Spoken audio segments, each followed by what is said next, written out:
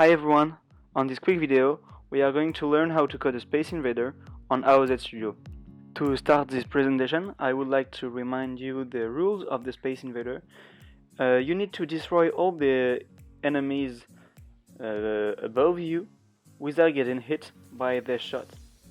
So in this video I'm gonna show you the code and explain you step by step how we get to this result. First of all, I'm going to show you the different variables of the code. So I'm going to start with the score, which is obviously starting to 0. Enemy left represent the number of enemies that are left in the game. Restart allow you to restart the game. Speed is for the difficulty, same as the shooting rate. We also have a tab in which we stock all the files for each number that will be printed on the screen, and to end this part we declare all the variable global to use them easily in the code. We are now looking at the starting string.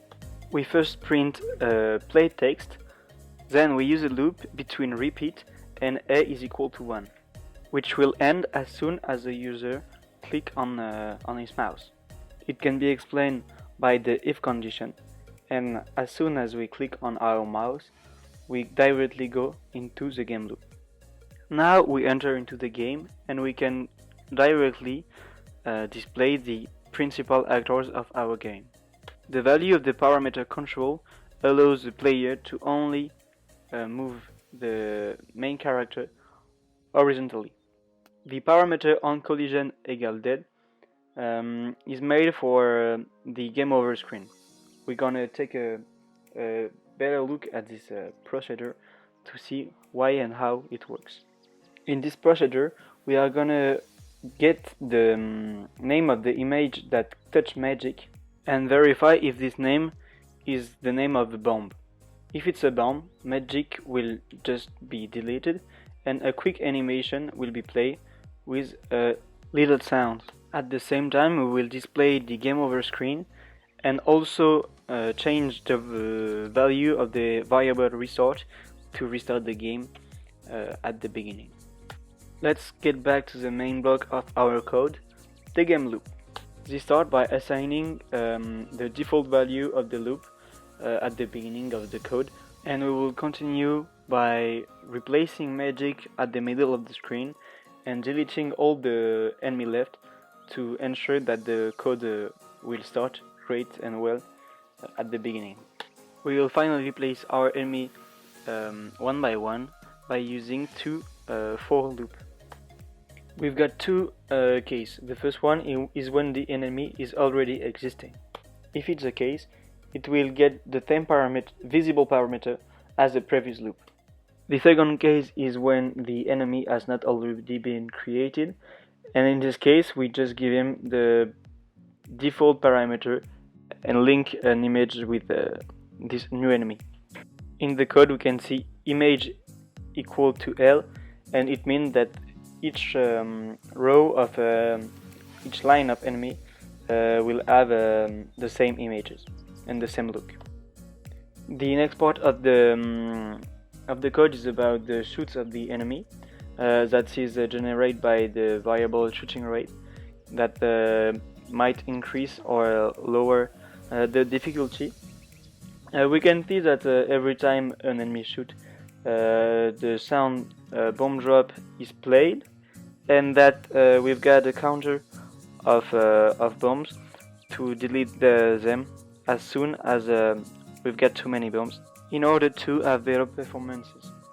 Now let's focus on the player shots. The if mouse key superior and inferior to mblock is equal to true and actor is visible magic mean that as soon as we click on our mouse and magic is alive, magic will shoot a projectile, and it will just shoot one projectile at a time. Those projectiles will have the parameter on collision shooted that allow us to destroy the enemy when we touch them. Let me explain how the procedure shooted works. First we get the image of the projectile that we touch and the name of the enemy we touch. If the name is the name of an enemy, we delete it, and we did also delete the projectile to allow magic to shoot again. The variable score will be up by 10 points, and the value of the shooting weight will be lowered by 10. Let's get back to our game loop and let's see how to win a game. Focusing on the line, if enemy left equal to 0, then go to victory. Bring us to this part of the code. We will delete all the projectile and we will display on the screen the winning screen. As soon as the user clicks on his mouse, a new game will start with an increased speed value to get more difficulty in the game. Then we can see again the restart that will allow us to restart a game if we lose. When we go to restart, we delete all the actors, and the value of the variable of the difficulty will be reset to their basic value. To finish with this part of the code, let's take a deeper look at update score. In this part, we calculate all the number of the score to find the appropriate images and to print it well. The end of the gaming loop is about placing the enemy at the right place. In fact, they will be placed following their previous position and will move to their next position. Thanks for watching this video. I hope you enjoy it and learn a lot. Goodbye.